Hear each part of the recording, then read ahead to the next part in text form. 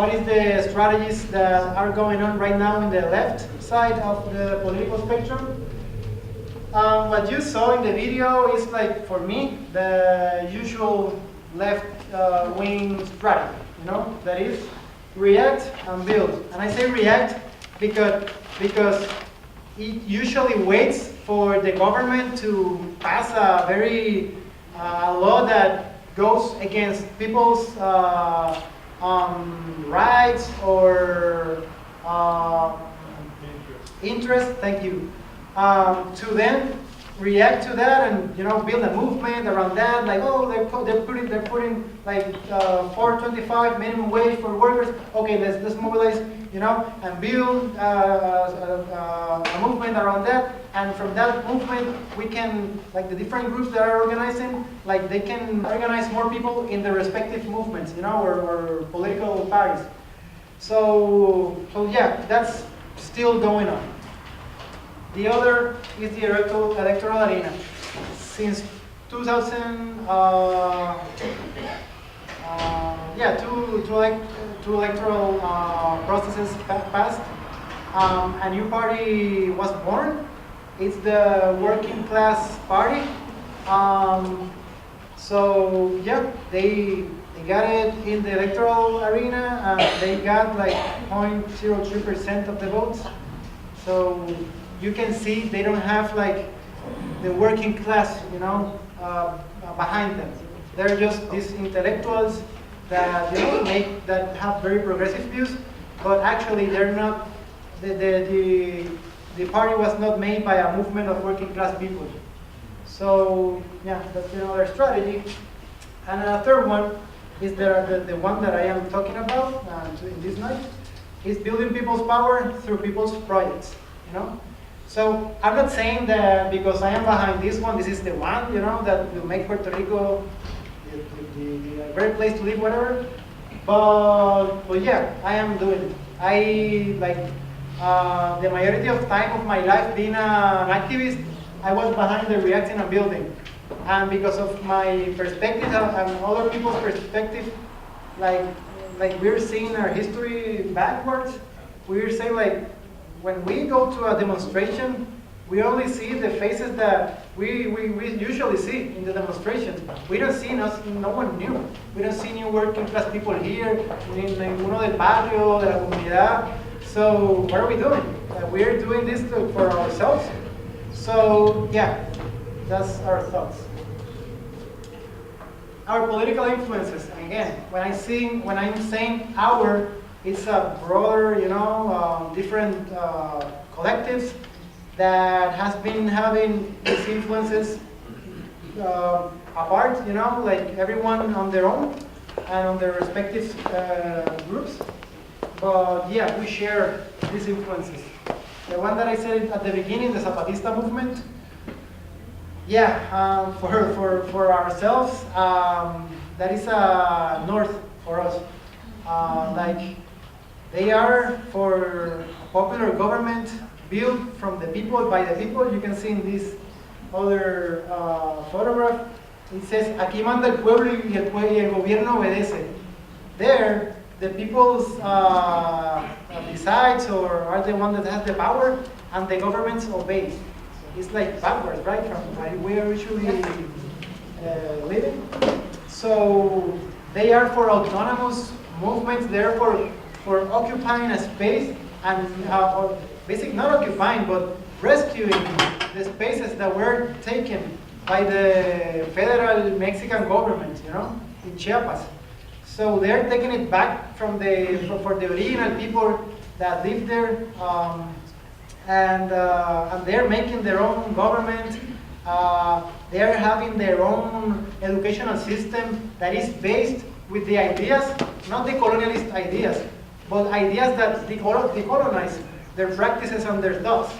And we in Puerto Rico have a lot of that. We need to rethink how we are working, how we are sharing with other people, how we are thinking, because our thoughts are very European, are very gringo, very American, very US, from the US.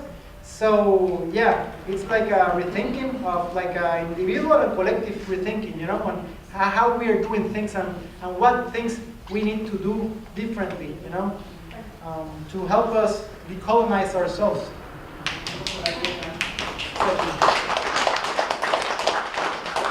Another political influence is comes from Brazil. It's the Movimiento Sin Tierra, the landless peasant movement. They are also making, for us, they're important in terms of, they also believe in the occupation of land.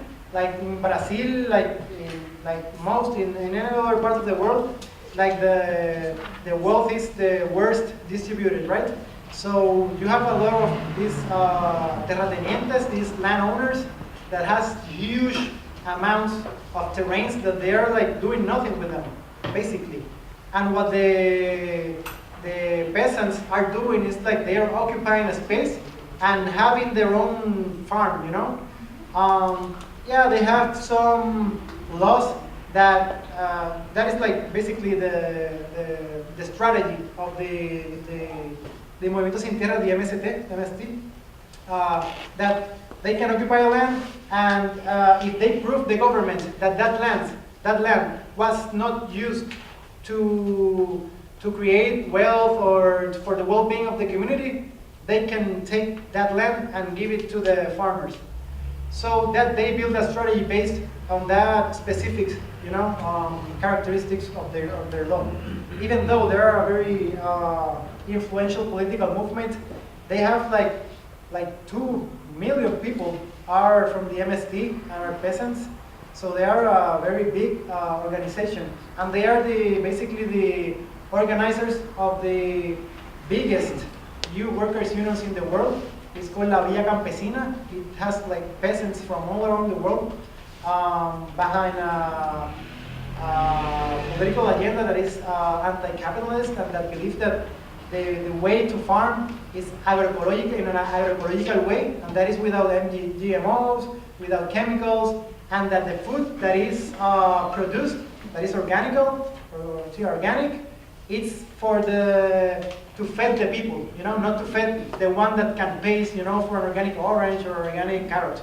So in Puerto Rico, yeah, we see them, and a lot of the people that are behind these processes have gone to some schools with the Zapatistas and with the MST. And of course, I can not talk about the Black Panthers and the Young Lords. For us, they are very important influences.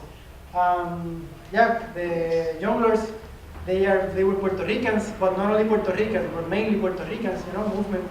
They were fighting for the independence of Puerto Rico here in the Valley of the Beast, and they were, spreading the voice, what is going on, what was going on in Puerto Rico. And I was talking earlier to a compañera here that the importance of the diaspora and the islanders, to connect or reconnect, is like huge. So there were one that made that strategy, like they were trying to get to Puerto Rico and build that bridges between the diaspora and the islanders, because right now the nation of the Puerto Rican nation is like 6 million people, and less than 3 million are living in the island. The majority is living here. So for us, it's very important, to connect again and to see ourselves as a nation, and work together for the changes we want for Puerto Rico. And the Black Panthers, of course, they were very influential for the Young Lords. So the Young Lords were, doing some of the things that the Panthers were doing before.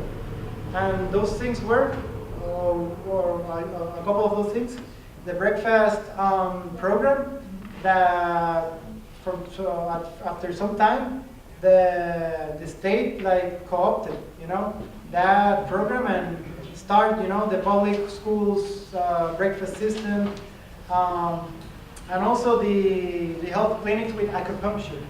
So those specific programs in the Centro Apoyo Mutuo in Caguas, we have them.